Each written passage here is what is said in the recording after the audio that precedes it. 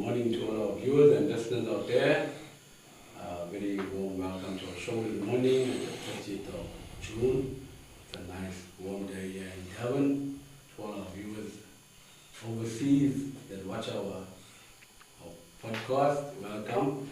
This morning we have Mr. Justin Titus with us. Justin is one of our activists from the Wentworth community, and we're just going to ask Mr. Titus to greet you all and tell us a little bit about himself. Good morning, viewers. Thank you, Zain, for having me. Not too sure which direction this interview is going to go. I'll try and do it justice and speak truthfully, of course.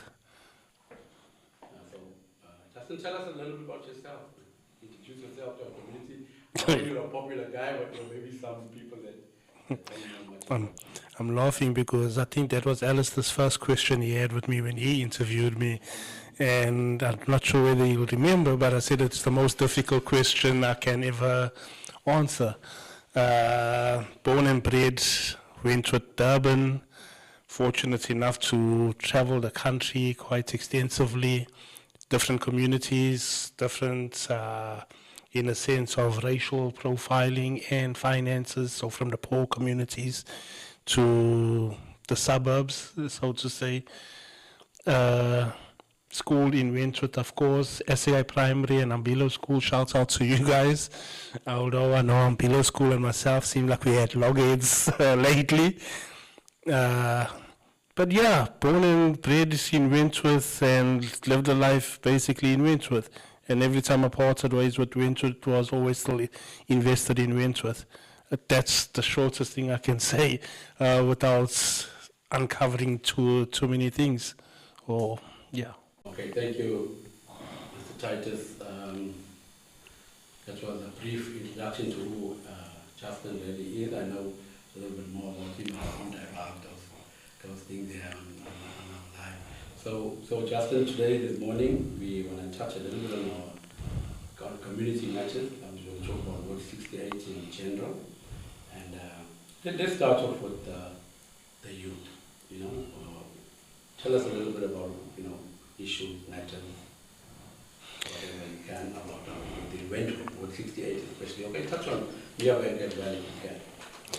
Yeah, I think, when we speak about the youth, sometimes it's like a sweet and sour worm in a sense.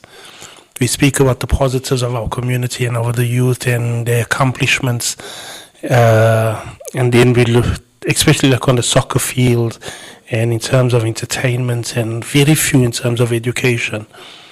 And then we look at the majority of our youth on a normal school day. When you drive through Wentworth, our streets is, I'll use the word purposely, littered with youth. And these youth don't have anywhere to go, don't know what to do. Basically, it's like their future is dead before it's even begun. And it's sad, and yes, we can look at the reasons as to why. Everything from absent fathers, as some people say, or even present fathers, which are issues, and present mothers, which are issues, to drugs, alcohol, and the normal social ills. The youth, I have 3 kids, 2 live at home, and my kids don't see the community. I keep them away from the community. Not because I think they're better than the community. I definitely no. It's just that what does the community really have to offer? Because as I'm saying, when you go around and you see the majority of things that is happening in our community, there's more negative than positive. And yes, please don't get me wrong, there is some positive. Dream Center, I've spoken to Olivia last year already about the positive programs that they are running. Okay, wonderful. Justin, I just want to go back to late 80s, early 90s.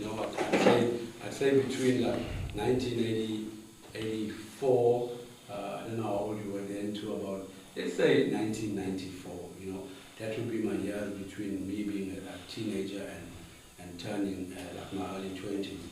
So I come from that era where there was a lot of gangsterism, stabbing, with hardly any shooting, but people were killed. In Wentworth especially, one of the social ills at the time was drug, drug addiction. But it was like today it's like like Dacha and Mandrax at the time. Now today we got much bigger and better designer drugs, as they like to call them. But in our time, in that era, what stopped the gangsterism? I want to highlight that point. The youth started with dancing. If you remember the likes of Selwyn Smith, the Kurt Jacobs, the Derricks, the guys from Kiss. Kiss, Rocksteady. I don't know maybe I was in awe of all of that. I used to be at every concert. And there was a time I remember we couldn't go to Spa because we were from the Osterville area. We couldn't go to the school because they had another gang there, the YDs. I couldn't come to the library because they had the ITBs. And what brought us together was the arts, the dancing and the singing. And unbelievably, the talent that was not discovered, uncovered in Wentworth, the singers. I mean, we had generally among the college community we have, what we had was the nigger band. People always stage their arts, at Curry's Fountain, and the guys up, all the different Coons carnivals and stuff. That really brought, that's really a colored culture thing. So arts, dancing and singing. Wow, I still know. Well, if you know me well enough, Justin, you know that one of my passions is a vocalist. And I encourage my own daughter to play piano and stuff. But I also don't know if you know that I'm going to be opening a music school that will be open to the public. And at the Abercorn Center, they've given me a space where I can, so we're busy renovating it. So do you think currently, because really back in the 90s, we were really under-equipped. We had the old Osterville Community Center was really, but it was packed to capacity, man. It was something for you to do. Do you think that in those areas, just touch from your side, I know you are here too older than me, but can you touch on those issues now? Because you're very involved. Do you think that maybe we're under-equipped, or maybe not starting at the school level? Where do you see as a problem for our youth currently? Okay. Firstly, the area you're speaking about, I was still in primary school, going into high school, that time frame. But be that as it may, I do remember it quite fondly. And as a youngster, yes, we would also try to sneak away and go to the old community center to witness what was taking place. And fortunate enough, I think I was definitely I was in grade 6 at the time, which was 1990, and worked with Jerome Schoenberg, the late Jerome Schoenberg, Myrtle Bonwer, and etc., which had created this committee, which worked with the Playhouse to create an arts festival in Wentworth. And it was done over like a 3-day, we did a march through Wentworth, and we put on the different talents from Wentworth on the show. During the time, there was gangsterism still happening, but the activities did not stop. Those things, even the gangsters knew at that point in time, sit back and allow these things. The gangsters themselves would even come and try to be patrons of such events. That's first and foremost. So that shows a sense of respect to the arts and culture. Arts always brings people together, always. Because you have a hard day at work, what you do when you get home? Put on some music. Entertainment plays a huge role within the societies we live. The churches. Some people say, I can't go to that church. The choir is not lit, so to say. So music is very important within our community. Are we undersourced? The answer is no. Because if you look at it, at that point in time, we were under the apartheid era. There was very little to no money in our community. The problem that we have in our communities today, everybody speaks budget. We don't have a budget. My thing is, you can have a budget, which has been a proven fact. There's been budgets, and the budget has done very little to nothing for our people and our community. A few years ago, I created a soccer tournament called Give Gangsters in the Boot. It was a 5-day soccer tournament where I divided, we went up into the 12 problematic areas, invited the youth from those areas, the problem youth, not the soccer players, the problem youth from those areas to play football. I designed it in a way of, you might come from an area, but I took 2 from each area to make a team. So you were forced to play with your enemy, and anybody that knows sports, soccer in particular, there has to be communication. So it forced communication amongst enemies. 5 days of soccer, no police presence, no security guards, no incidents of violence. So you can't tell me that today that we don't have money. That's true. That's true, Justin.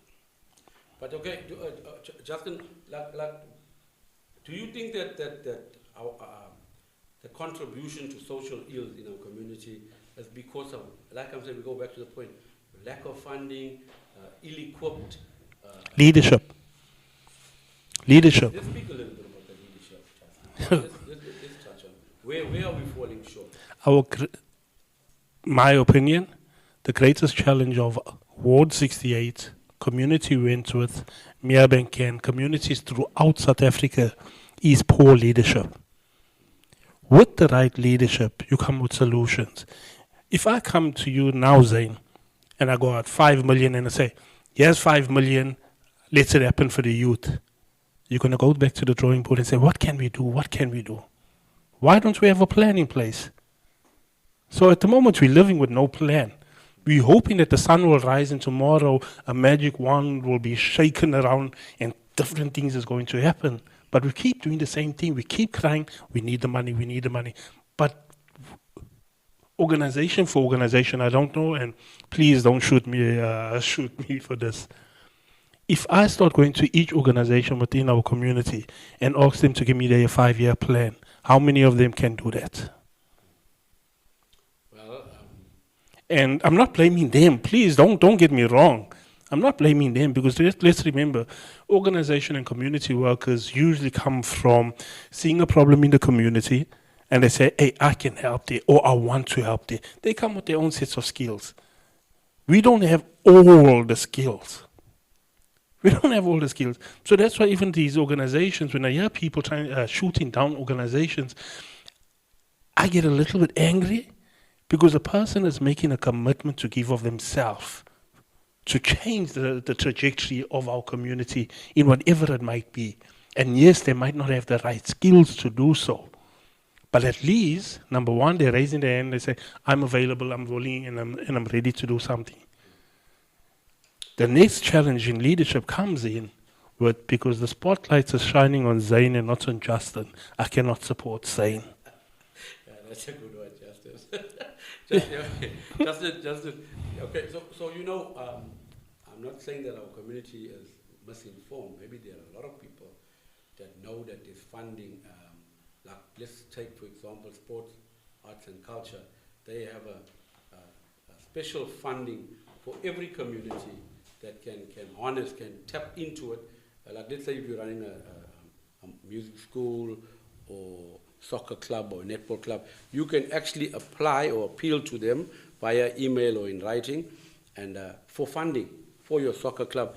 So basically, a lot of people look to businesses in the community, but obviously our businesses in the community are overwhelmed, helping feeding schemes and social ills and, you know, generally people in our community because there's a lot of these issues in our community. So we need to make people aware that there are government entities that can help you and you can tap in. Can I stop you there? Yes, please. And the reason I want to stop you there, Zain, and forgive me for this. No problem. Those opportunities are well documented. You can go onto the different departments' websites and they'll speak about those opportunities that they have. The challenge with those opportunities, I say that they're all locked behind glass vaults. So they're there for you, but because you don't know how to access it, how to tap into it, you don't know the key person that knows the code. You're not willing to pay the person that knows the code a palm to help thing. So my view is yes, in a perfect society, government's supposed to be our parents and we their children, and therefore you look after your children and make sure you do the things that's right for them. Government does not do that. Governments will not do that. So yeah. in that, it comes back to us ourselves. Are we going to sit back and say our hands are tied because I don't know who's running sports and culture and I don't know this and I don't know that? 20, 30 years, you're still going to be not knowing. Come on, get off the chair, raise your hand and say, Zain, other leaders, let's get together. What can we do? Because it's as simple as that. When you divorce yourself from yourself, in terms of community work, then you start doing things what's a betterment for Wentworth, not for Justin, not for Zain, or any particular individual. Because here we're trying to build something with longevity, something that becomes sustainable. Tomorrow, COVID proved a point to us, came and wiped out people. People that you thought was going to be here for the next 10 years was gone. Absolutely. So same thing. So, Justin, we need to move away from the mentality, and this is not, I'm not speaking to, I'm talking to general, to our community out there, that, you know, a lot of times our people are ridiculed when it comes to asking questions, and that word dumb especially, hey, you know, you ask a question and then you get class with the word like, hey, I'm dumb, he's dumb. And yet, when I was growing up and through my studies, I learned that there's no stupid question. And hence, we have a problem with people being stagnant and procrastinating in whatever they're endeavoring to achieve. Because like NASFAS, you know, and the arts and cultures funding, people you guys need to learn how to tap into it. And there's no stupid question. Ask. Come to the Abaco Center. There's Justin in our community. Justin will leave us with his number before he leaves, so you can ask Justin. Justin's very informed. So, Justin, let's just touch on CIP. Maybe you can give us the breakdown, what it means, and exactly how do we get involved in these things, CIP, and because okay, you explain it, and then I'll elaborate a little bit on it afterwards. Thank you. Okay, on CIP, I do not know much about it, to be honest. I do understand I think it's community investment program. This is a program that is run from the municipality through the councillors, through the community, where budgets is made available to put something on the ground, so to say. That's my understanding of it. How much? These are these 750 rand a pop gym trims. Yeah, this year I know there's those gym trims. I do not have the exact cost of it except through social media, and so I won't take it as a fact. But yes, that's the figures that's been thrown about. So yeah, the gym trims coming from that CIP. So we know that there are 4 of them here in Wentworth and another 4 in Merebank. So at a cost of 750,000, and we can easily do the math. But my question is that the CIP is like I think it is, our councillor said in the last meeting we were there, he said it's 3 million rand a year per annum for community investment or a community improvement program. So now we have to look at the dynamics and say that Wentworth and the Bluff are not the same thing. And why I'm saying that is because our dire needs in Wentworth is not exactly the same. We must call it as it is. Wentworth is classified as a lower class community. Bluff is a middle class community, and places like Mslanga and this air part of Totiba Gallery, they are the upper class. So like the middle class are just getting by type of thing. But their needs, because those are people that are constantly working, there's no real food programs going on there. So their social community investment would be different to Wentworth. Like we just spoke about, we said, hey, you know, our children are talented in lots of things, Justin, like singing, man. Yo, I'm amazed, dancing out. I'm talking about naturally. And then we also, you know, we pick up things very quickly. We learn how to fix things and produce things and like the refineries. You know, we go back in the history of our people, you find that we built most of the refineries. We still repair them up until today. But given that, let's talk a little bit about skills development. What do you know, or can you inform our community what's missing here now, and how can we like I said, I went on a walk at Fairfield School a couple of years ago, and I saw that their machine shops, their mechanic shops, and their woodwork shops were actually not active at all. I won't say obsolete, everything's there. But I never got back. We were supposed to go back, Darian and myself were supposed to go back and speak to the principals and David Usher, and we just never went. There was an issue, and we never went back. So tell us in terms of skills development. Do you have any ideas from your side how we could improve it or start them up, I would say? There again, I'm going to go back to leadership side, because that's how important I see leadership as. Because the kids, years ago I was a member of We Help Our Children, so we took children to camps and stuff like that, and we gave them a variety of opportunities to be themselves, but also there was programs which we were running, and you'll see how their brains switch on, and the ideas and everything is there. The hunger is there, but there's nobody to mentor them into producing something with that. We've seen in our communities over the years, excellent soccer players, maybe got to Kaiser Chiefs and Pirates. The majority, no. We've seen singers. We've seen all that side. So my whole thing is, what's stopping them from going to the next level? What's stopping them from becoming the next Tyler? What's stopping them? Leadership, mentorship. Absolutely. Those are the things that is needed. But I want to lead Zane and teach Zane welding when I don't know welding. No, but it's the truth. Yeah, it's the truth. Yeah. Me, a few years ago, I've ran a successful business at that point in time and closed doors for various reasons. And one of the things that made me good at my offering was very simple. I knew my strengths, I knew my weaknesses. Wherever I was weak, I would hire a strength.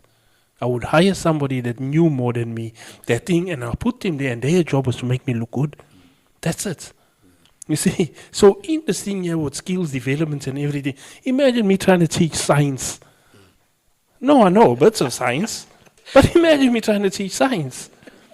You see, and we must, as I know the term leader, community leader is thrown around so easily these days, but where are we leading and who are we leading and what are we leading them to? You see? And then, because there's such limited opportunities, my son wants to be a soccer star, but there's only opportunities in hockey, so I'm pushing him by hockey. No, we must learn to follow passion, right? And as I'm saying, sorry, man, I'll hop on this leadership thing forever in a day. Yeah, true. Whether it's scripturally, if you look at the disciples who are lost without Jesus until Jesus came, bruh.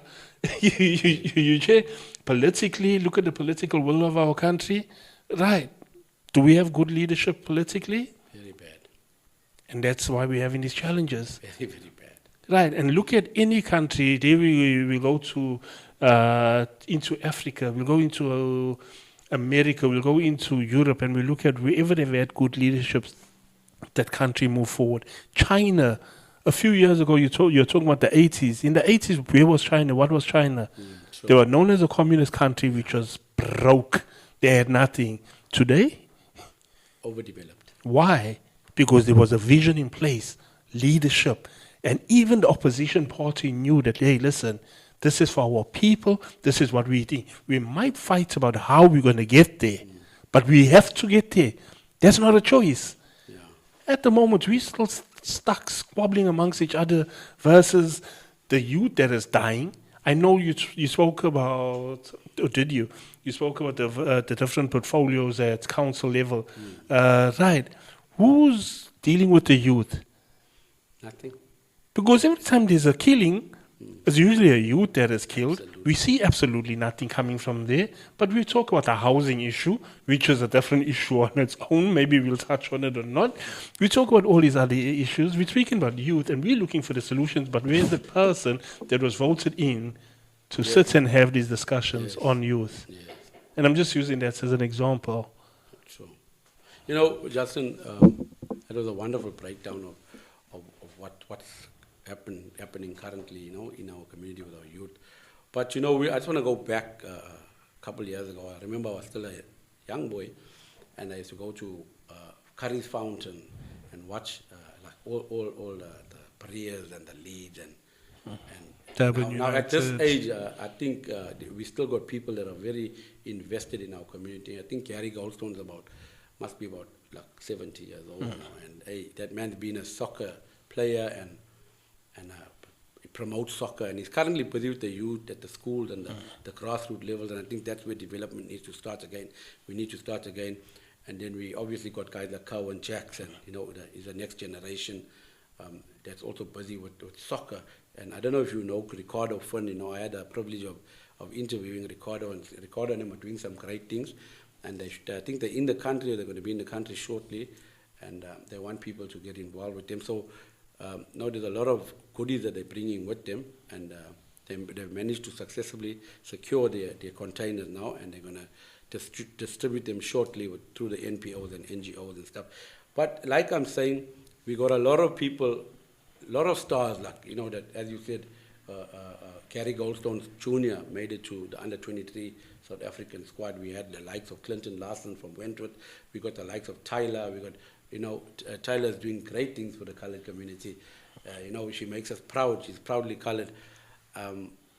But just on that, sorry, Ernie Smith. Ernie Smith, yes. I know it's a name that's not very often mentioned, but when you look at what Ernie has managed to accomplish, and you wonder why the community is quiet. Absolutely. You see, and I'm not Ernie, I can't speak on Ernie's behalf or anything, but I do know when they need him, then it's Ernie. Yes. And yes, but yes.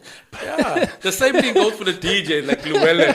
When everybody needs something done for 1,000, then they contact Llewellyn, and then poor Llewellyn Jacob, you know, is always willing. And when the big functions come up, then you find that we're not wanting to use our local guys. And yet, I mean, honestly speaking, Llewellyn can provide any kind of sound for any kind of event, you know. So we have these things in our community, but we have that syndrome. I don't want to talk about it now. You know, we support Hira with his chicken tikka, but we won't support Lone with their food, and yet the food is a great difference. Lone is an absolute master. But then, you know, hey, Justin, I also know that you know politics, you know, and there are areas that we fall short. Like I said, a lot of people have asked me in terms of standing for the office of councillor, and I have to be honest, and I'm going to say this publicly, I've never thought of being the councillor. I've never aspired to be ward councillor for Ward 68. I've always I wanted my boots on the ground, because I know my work currently with this blog is to inform people, you know, positively, that you know that you're not making the wrong decisions anymore. And this has been one of the issues in our community, where people are misinformed, they're misled. You know, it's an issue of the what do they call it? The telegraph, or that game that they play with the kids. By the time it gets to the third person, the story is all wrong. The broken telephone. So now we can like get it directly. And I know I've made a lot of progress. You know, some of my blogs, I get like 121,000, 130,000 views. So it's growing, and that's why I don't often challenge people on Facebook when I say negative things about me, because, you know, your 4 comments you get on your Facebook, you know, it doesn't help me. But the minute I react, your popularity will grow, and I'm not here to make people popular. Yeah. So with that being said, Justin, I want to ask you, and I want you to be completely honest. I know that your journey in politics is colorful. You know, you've been through a couple of political parties. I don't want to use that other word I normally use. I want to be graceful. Political prostitutes. I want to be graceful about this. So let's talk a little bit about the political climate, like, in the area in Wentworth. And, you know, we can expound and speak about that. Let's go back for leadership. And one of the questions I want you I want to highlight is, since I've gotten involved with Ward 68, every single committee that you'll have has the same people whether it be OSS, whether it be whatever, forums, you name it, the disaster management committees, we always have the same people. So let's just, go there into that area. Speak a little bit about the political climate, and also tell us why you think your political party should be the party we should vote for. Okay. That was a mouthful. Okay. Firstly, my work in politics began many years ago. And I think typically like most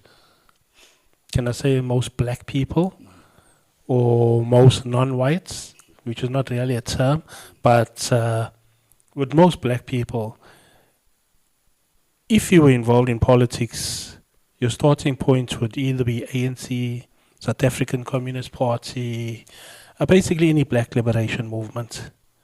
Yes, I think in the 80s we had the Labour Party, which was for the coloured people, but we're not going to go down that route. So my walk began with the ANC, and I'm very grateful for that walk. Well, firstly, who could not be inspired by the story of Nelson Mandela? Absolutely. Who could not be inspired by the story of Chris Hani?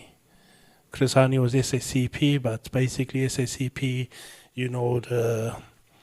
it's basically under the ANC banner in a sense. And I'll say in a sense, please, don't shoot me for that.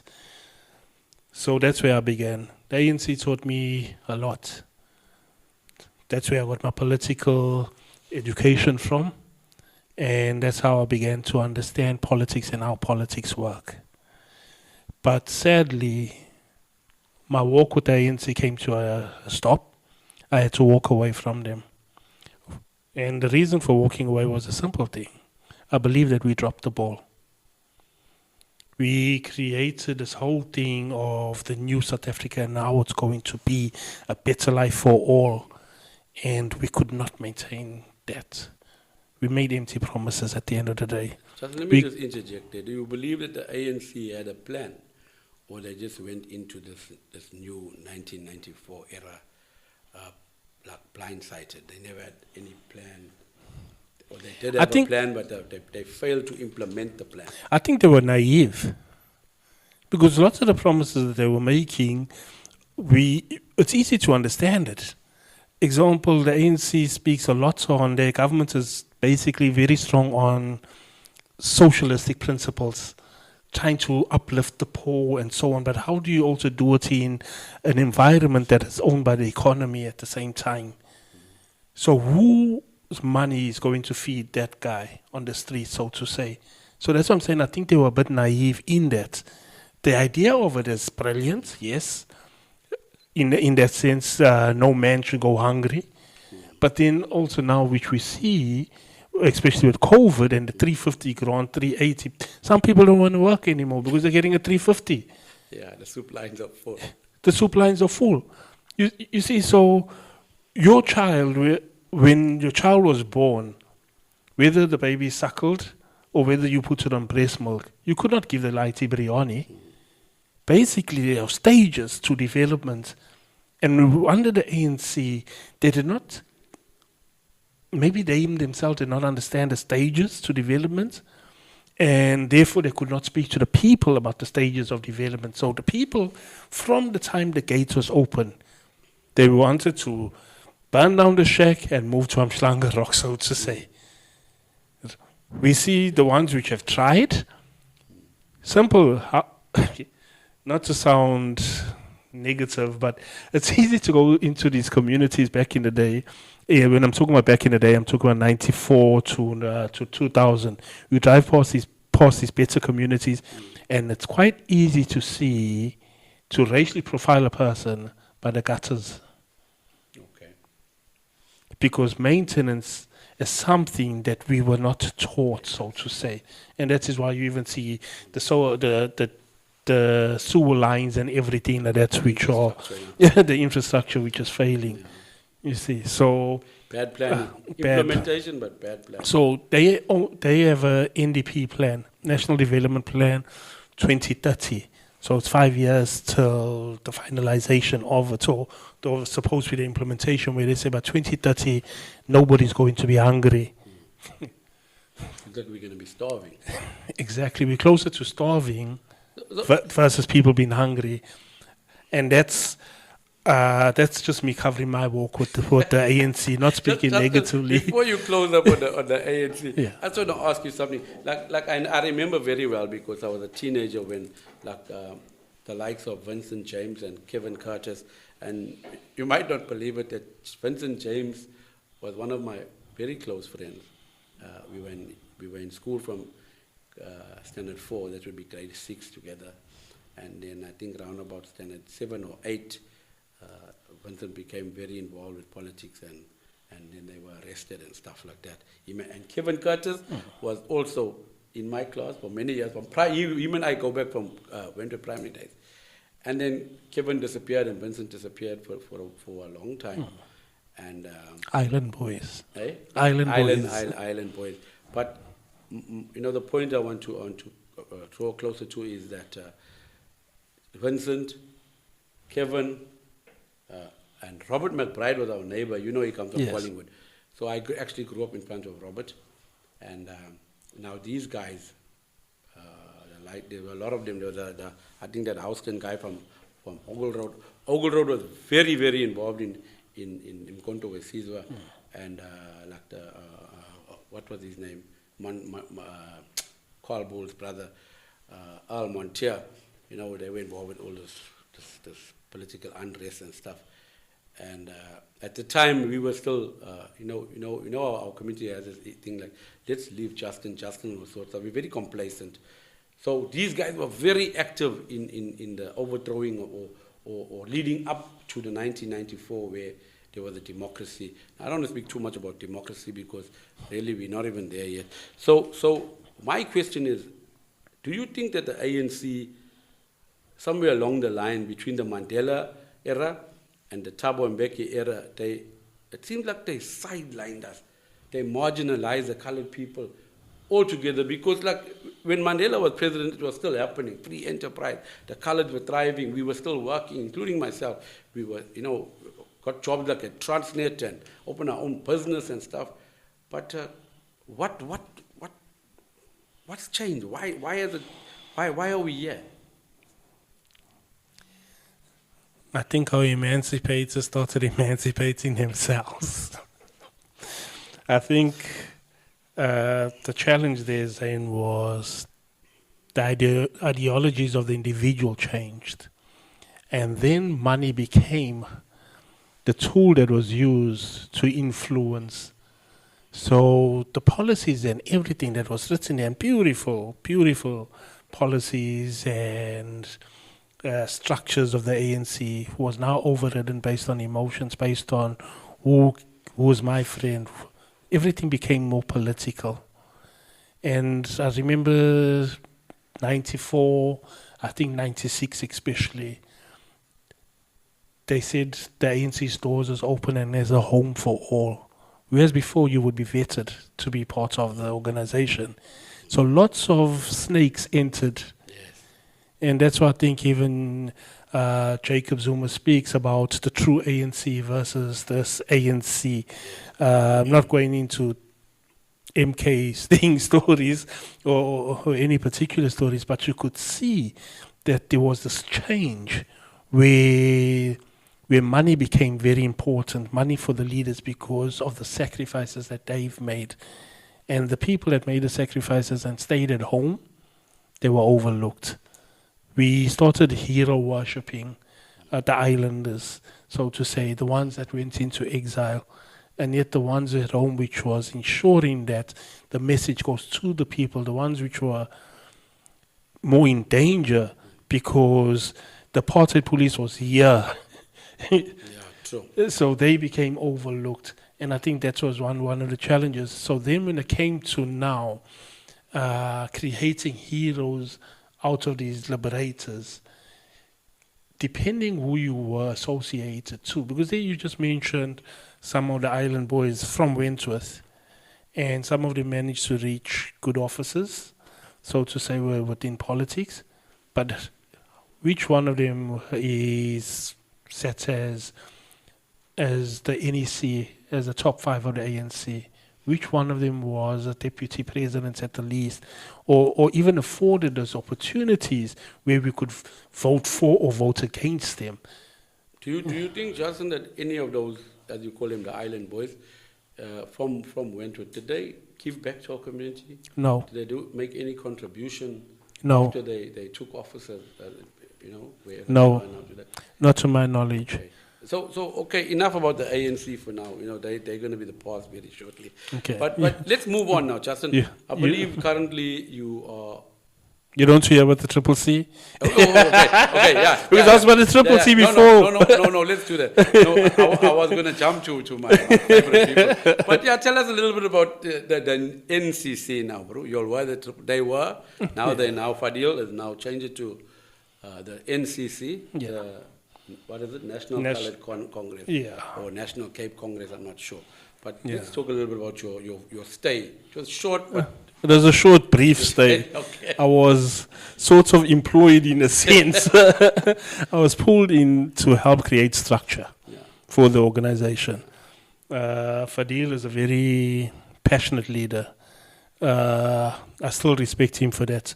Fadil's a person, boots on the ground, and that's why you'll always hear him speaking incorrectly. He has not been politically refined or defined to speak politically. Passionate, but not etiquette. Correct.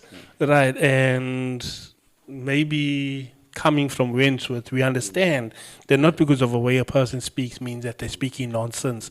We understand that's a different language of its own, and therefore we listen to it. And also his target market, we got all the rich white people in Cape Town that we want to win them. You're going to have to speak softly to them. Correct. So politically, with political maturity, I think he is developing, but maybe not at a rate fast enough as well. So that was my duty, to come in and create structure for them. And then it was a brief stay.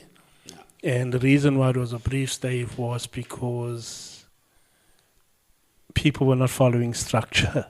That's typical. Yeah. That doesn't only happen in the NCC general. Yeah, so in the first mishap, so to say, you call them, you have a discussion regarding what you used to do cannot be done now, and you try to refine these things, and that wasn't happening.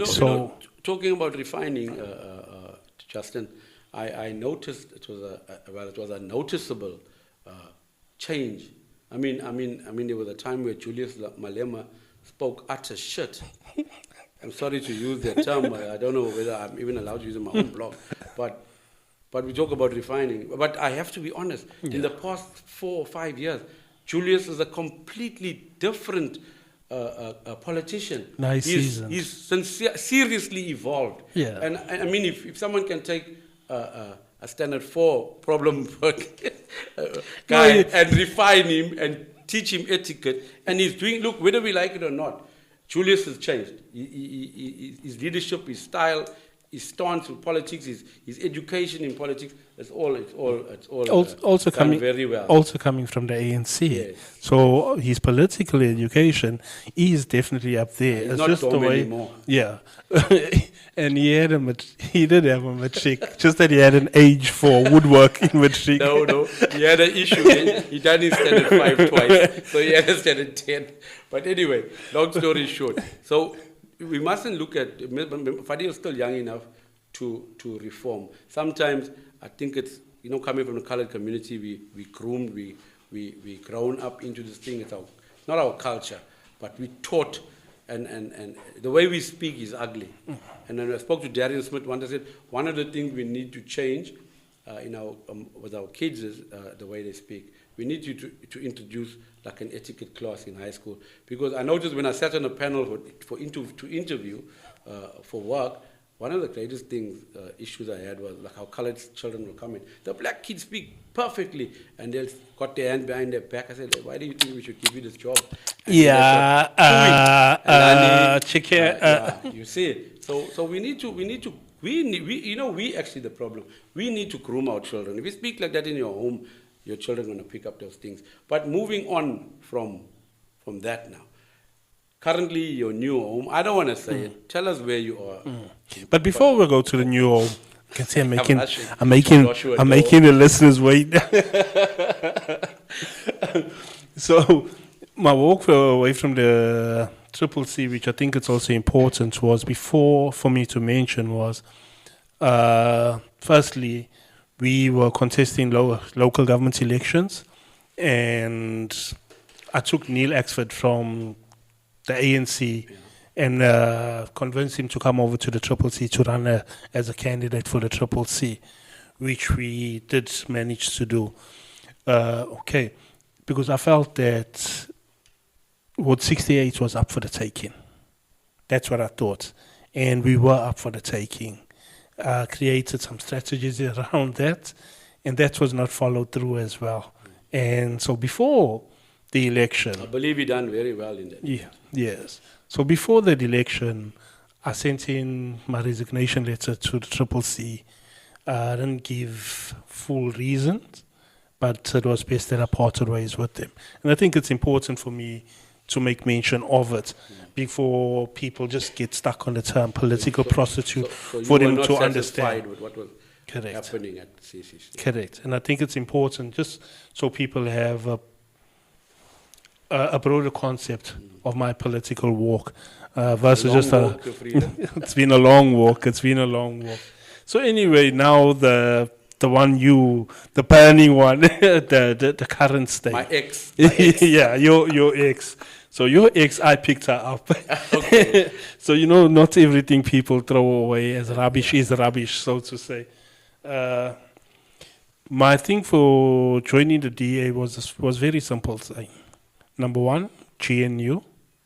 Number two, if you look at the different political parties and what's out there, no political party can stand next to the DA in terms of implementation of policies and direction. No, none of them. And that's something that the ANC needs to learn from, and other parties need to learn. So I'm there to learn as well. So I said, okay, in my political walk, there's a lot that I've learned, still learning, and what can the DA offer me in terms of learning? And that's why I'm there. So why did I go at the time of the GNU, just after the GNU, in fact, because I'm a very new member there. Why? Simple. Even when I was an ANC member, there's a book I read which was called The Dangers of a Single Party State. And leading up to 1994, when you look at the numbers, I think the ANC managed to get over 70% or something like that. But I voted against the ANC based on that book that I read, because you do not want a political party to, in a democratic dispensation, supposed to be democracy, but they come in to dictate matters to the people. And that's the problem. And then that's why you see over the years, their numbers have started sliding dwindling massively. You see. So my thing is, democracy in South Africa is not really working. Yeah. Justin, because of time constraints, I just want to, you now with the DA, I'm happy that you're with the DA. I'm happy with the things you do in our community. But if you take this opportunity to tell us why Ward 68 should continue to vote DA, and why would you want to keep Ward 68 blue? My reason I'm asking this is because I have an issue, and I keep on saying lately is vote for the purse, because one of my things that I noticed was that without the money, without us following the party, and some might disagree, the purse is very important, because to get things done, infrastructure, the building, the social housing, all those type of stuff. So why I like to motivate for the purse, and I'm going to be honest, and I'm saying our people should vote MK, the new party, and that's just my opinion. I am not officially an MK member, so I get, my blogs, I get hit, the pastors and all, they on me, you a sellout. This, I'm not a sellout. I'm leading people towards in a direction where I think would be an improvement in terms of the ward. I'm not talking about nationally. We get some money and we'll be able to fix our community. So Why should people vote for the DA, Justin? I wouldn't sell any person who they must vote for. I've never ever done that, and I never will. The thing is who you are. Whoever you are, find a political party that best represents you. So, if it's MK, so be it. If it's EFF, so be it. Right. If you're going down to, and the reason why I say this is when you look at our community, last year I started a show on Happy Valley Radio called The Polyverse, and it was to educate people on politics because our people don't know politics. Right, and yes, I'm generalizing, so please don't shoot me down. But our people don't know politics. So why I say choose a political party that represents you? When you see them, what is your ideology? You can't go into it and say, no, I'm only going to vote for the purse. But at the same time, money doesn't move me. I don't see that. I'm saying, okay, no, I'm more project-based, so to say. Or I'm more boots on the ground, hands. Then we speak in different languages. I'm not speaking against vote for the purse. Yes. But I'm saying vote for the purse suits you as an individual. So be it. It doesn't mean that we cannot work together. Absolutely. You see, because... Not gangsterism. It's not gangsterism. Because in our ward, I don't care which political party you might represent, right, no individual will get this word correct. Yes. No individual. Absolutely. You have to work as a team. Absolutely. Now when we look at the DA versus the other political parties, ward-based, Ward 68. Ward 68 is made up of two main communities, which is the Indian community and the colored community. Yes, we have black people and even some white people living in between. Right. Triple C as an example, PA, largely colored vote. They pushing the colored agenda. Okay, cool. That's their prerogative. Now, how do you get the Indian vote then? Yeah, absolutely. Right. MK, based on them coming from power and did nothing in the community, so following the person worked then, right? And yes, we understand the obstacle of maybe it was at the council level. Yeah. So is that the type of leadership that you want? That because... we did not vote for you, so therefore you're not going to give us anything, even although it's our tax money and that we're deserving of it. Then which is the other political parties we have here? Yeah. So basically three. Okay. I know there was the dance party, but even in Patricia's party. but even in terms of the ANC themselves, the ANC has lost votes many years ago. The ANC won't think, right. and now with the emergence of MK is eating into them like a cancer, and they don't know how to close it off.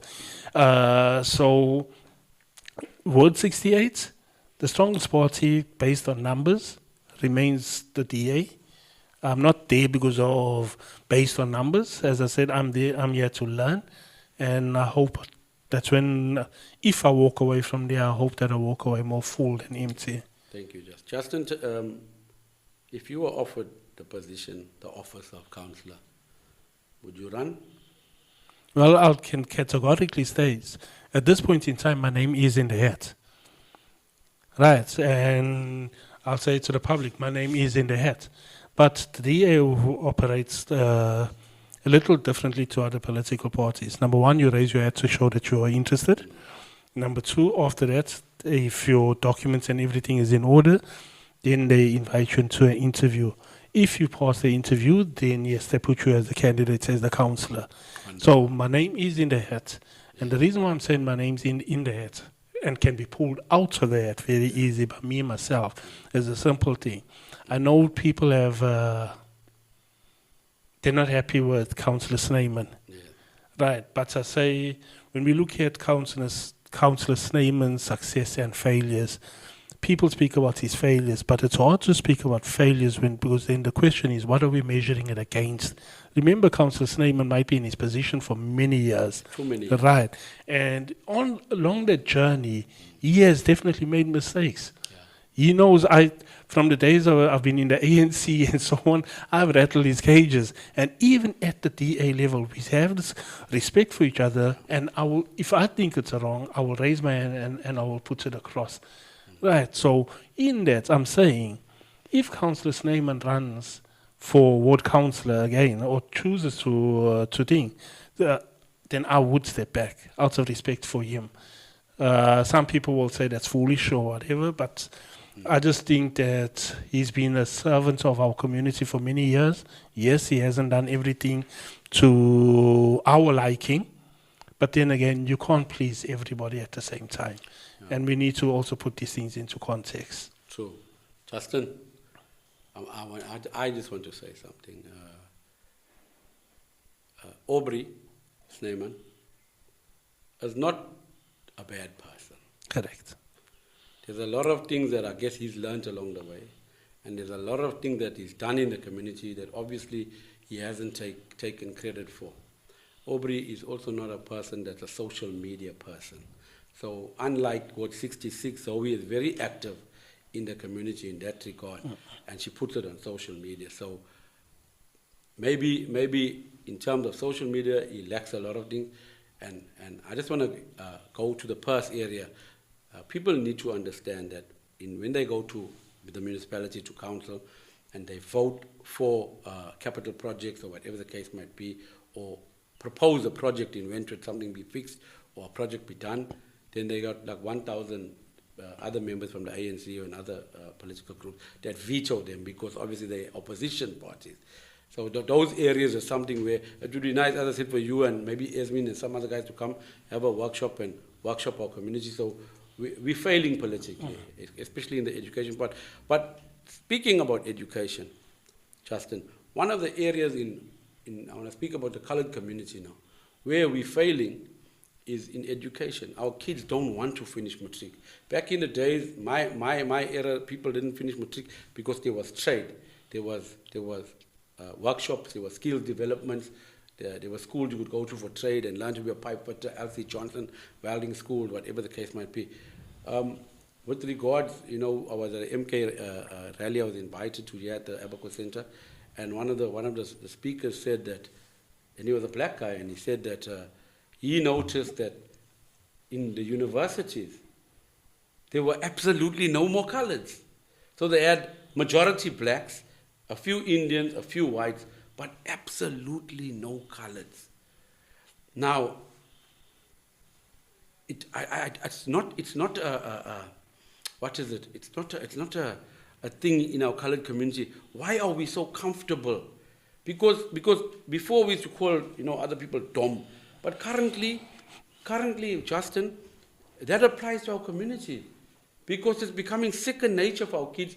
For whatever the reason might be, they want to be taking Xanax or drinking lean. And if you see your children all over Wentworth community drinking 2-liter Kui. Kui is a very popular brand in cold drink, and they're mixing it with this cough mixture called lean.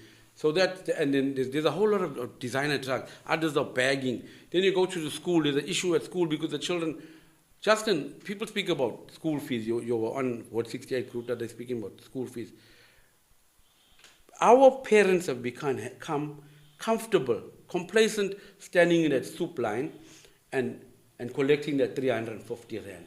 Others have a problem where their toenails are too long, and then they say that they have a issue, they need to get a social grant because their toes are not right, they're no more fitting the shoes. They come up with any excuse now not to work. Now and I'm talking about our generation, we're failing because what will our children inherit in terms of knowledge and trade and will we ever see that again, where we got a few lawyers and judges and doctors coming from our colored community? Because look, there were many people, there were the Glenn Mannings and the doctors that came out of Wentworth and lawyers, and there's still a few of them that are still coming out. But currently, if our children, one of the issues are they're being purged by black children in our high schools. They're being pushed out. Black children, they burn their schools and they come and our schools are overcrowded. But I'm saying to you now in closing, Justin, what do you foresee? Like I spoke to Darian Smith about this. He's also one of the social workers in the community. And he also said that there was lack of education. And then they introduced this thing with community fathers where they were working towards getting the children to understand why they need to finish their schooling. How do we reinvent, reintroduce, or motivate our youth to at least finish matric, and then we can take it from there? I'm not sure how much time we have, Zain. Just say it briefly. I'll try my best to be as brief as possible, but I'm going to firstly start with a simple thing.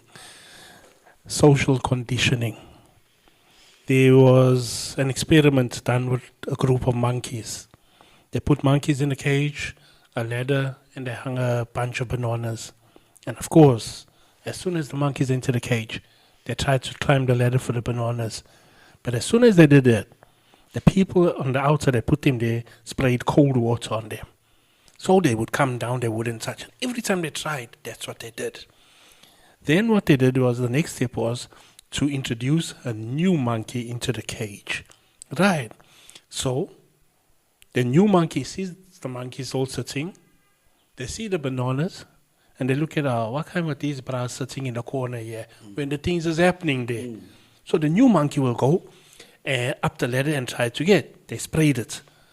Monkey left it, learned its lesson, leave the bananas alone. So slowly, they took out the old monkeys and reintroduced new monkeys. And the same thing would happen. They did it until there was no more of the old monkeys and only new monkeys. And the new monkeys that they kept introducing didn't climb the ladder for the thing. They didn't know why, but they knew not to. So we must look at social conditioning. Another example I'm going to give you is with the fleas on a dog. I'm not so sure, they say it jumps so many times higher than itself. But when you catch them and put them in a jar, put a lid on the jar, the fleas hit the lid. They keep hitting the lid. Then they learn not to hit the lid. So much so that when you remove the lid and the opportunity for them to jump beyond the jar is there, they don't. They keep jumping in the jar. That is our community. That's education. That is our what we have at the moment. Our children go to school. Some of them are coming from challenging backgrounds. Missing parents. Take notes. Mothers are selling themselves in Chamberlain Road and wherever they saw it. Mothers are coming home Xanaxed. Right? Fathers are drunk. Children must go to school hungry. Then you get a teacher that's saying, your hair is not combed properly. They haven't got a comb. Child's hungry and you're worried about the way the child is dressed.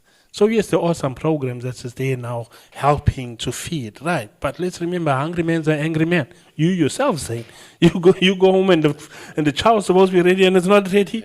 You're not happy. So same thing with our learners. We need to understand the background firstly when we bring them in. We cannot say that this is the tree and everybody must climb the tree the same way. We release the monkey climbs it. We put the elephant there, the elephant is pulling it down. You put a goldfish there, the goldfish can't think. But if you put the tree in a jug of water and tell the goldfish to swim up to the top of it, it'll swim. You see, so we must firstly understand background. Our teachers, the worst meeting I've ever had in my life, community-wise, was with a bunch of teachers. I walked out of there feeling almost suicidal. And not because of the stories that they were telling me, but because of their thinking. Their attitudes. Their attitudes. A teacher's main job is not to push a syllabus, but it's to inspire a mind. That's the teacher's main job. If you can inspire, you'll get the child to walk on water for you. Absolutely. So the child might not be good at mathematics or at biology or whatever, but the child's attitude towards you as a teacher is going to be, Miss, you are my hero. True. So, sorry, as I said, it's a long answer, so please forgive me for this. No, fine. Right? Then you got the children that's going to school, you got the ones that's dropping out. Some of them are dropping out because of their friends, dropping out because of social conditioning. You have to take it on a case-by-case basis. Then you got the ones that is passing. Well, firstly, I'm going to give you a story of my daughter. My daughter went to Ambila Secondary School. When they came to grade 10, she was in grade 9, came to grade 10, time to choose subjects. Because remember, subjects is going to determine what you want to study thereafter. My daughter was good in maths, and the teacher that was giving the session was trying to get her to do maths lit. And the reason was because, don't worry, maths lit is it's acceptable at university level, blah, blah, blah, all that stories. And I said, sir, what happened to aiming for the stars and falling on the clouds? I'm telling you. So that was taken away. We stood our ground. He even said, okay, no, we're going to put her to do pure maths. But if a marks is not right and whatever, remember I told you so. I said, sir, at the end of the year, could you please send me an apology with her report? Sure. Of course, up to today, I don't have that apology.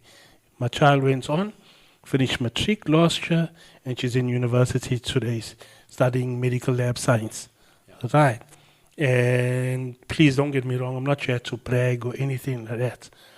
But here's the challenge. In KZN, 5% of the entrance is kept aside for colored entries. But guess what? The marks are good enough, but when they get there, they're not colored enough, so to say. Because you got Sipo, which is now colored, you got a Moodley, which is now colored, and you even got a De Vries that is now colored. I'm telling you. So that's making a smaller percentage now. So we no longer got that 5%, we may be moving with a 2% gap or a 1% gap. And then Sapiso is going to a colored school, so he speaks like a colored. Exactly. By And virtue of the fact exactly. that he speaks like a colored makes him a colored. But also because he comes from the township, so therefore his entry points become a little bit easier for him to get there. Not trying to create division amongst races, but these are the challenges. So now if you're keeping our children out of school, you're kicking them out of school because their hair is cut funny, right? They're not getting to matric because the streets is bringing them up. The ones which get to matric just believe that as long as they got a matric, right? There's no sense of direction. A few years ago, there was a child that had, I think, A's in mathematics, pure maths, and she never applied to any university. From Wentworth. With fear of failure, I guess, to get into the university. Yeah, lucky enough, some people saw the flight, contacted Professor Jansen, and she ended up getting into Stellenbosch University. Right, so where was the career guidance for that child all along this? Because she didn't all of a sudden achieve. I'm sure she was a consistent achiever. That's true. So now if you're not getting into university, right, what jobs are there for you? Absolutely nothing. Exactly. Now we're fighting to clean drains. We're fighting to sweep streets. The pride that once we had is no longer there because the stomach has taken control. Politics of the stomach. The politics of the stomach come first. You see, so the educational topic for me is something I can speak on for a very long period of time. And I think it's because coming out of our era where once upon a time Standard 8 was good enough, then Matric was good enough. But then as we went through, we realized that these things are not good enough. Education wasn't something that was pushed in our colored communities. Now we're trying to push it, but there's this push against us pushing. And then the teachers are very quick to say, this child is not academic. Talking about that, Justin, our parents also, including us, we had this matric was good enough thing, and now our kids, I find that the kids are challenging their parents and saying, but Dad, Mom, you guys only went to matric. You only went to Standard 8 because Standard 8 was like the thing. Yeah. So we need to change that mentality. And I want to say this to the parents out there, to our community, to the youth, you're never too old to continue to study. Correct. There's people in varsity that are even in their 60s. 100% correct. There was a teacher that qualified to be a teacher at the age of 70-something. Yeah. I love that story. I love that story. People that were nurses, they were assistants, became nurses, went on to study. You could read all these stories to become doctors to achieve their life's goal. I will speak a little bit about myself. When I was at school, Justin, we were very challenged, coming from poor families and stuff. And I was, my teachers actually were absolutely sure that I was destined for failure. When I got to like Standard 7, Standard 8, I was naughty and I joined up with some of the wrong people. I must stop blaming people. I was also part of the wrong people. And they expected me to be a complete failure. I was expected to be a drug addict, maybe someone sitting on a corner selling Zol or selling a top, the legacies. And I proved them. I went on to prove that that man, Boris Khaled's son, could do better. I became a successful businessman before I reached 30. But I'm not bragging, I'm just giving him, there are other mentors out there, including myself. I became a millionaire before I turned 30 years old. I lived in the lap of luxury. I still live there at Anstey's Beach. You're aware of that, you've been to my place. And I'm saying this to motivate our youth. Must never give up. Don't allow your teachers to demoralize you in any way. Justin is also one of those success stories. He's also a former Wentworth boy. And today's program was more to motivate and speak about the issue that's going on in our community. But Justin, thank you so much for your education. What I'd like you to do, please, guys, reach out to Justin. Those of you all that want more information pertaining to what's going on in politics and the youth and developments. Justin, if you don't mind giving the people your cell number.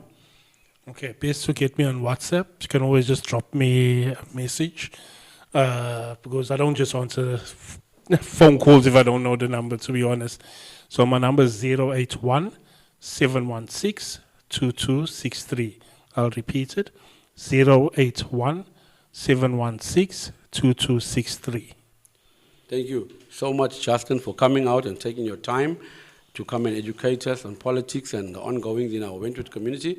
If you guys want to stay tuned with us, if you want to get me the G4J group here at Abaco Center, you want an interview, you can call me, you can hit me up on 083-2320-746 on WhatsApp, 083-2320-746 on WhatsApp. Thank you. Pastor Alistair Barkley is our guy, our media guy today, and if you guys want any social events or photography done, please contact.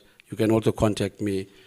Pastor Alistair will advertise on Facebook, and you'll get him there. So to all our viewers, thank you so much. Keep your feet on the ground, as David Gresham used to say, and reach for the stars.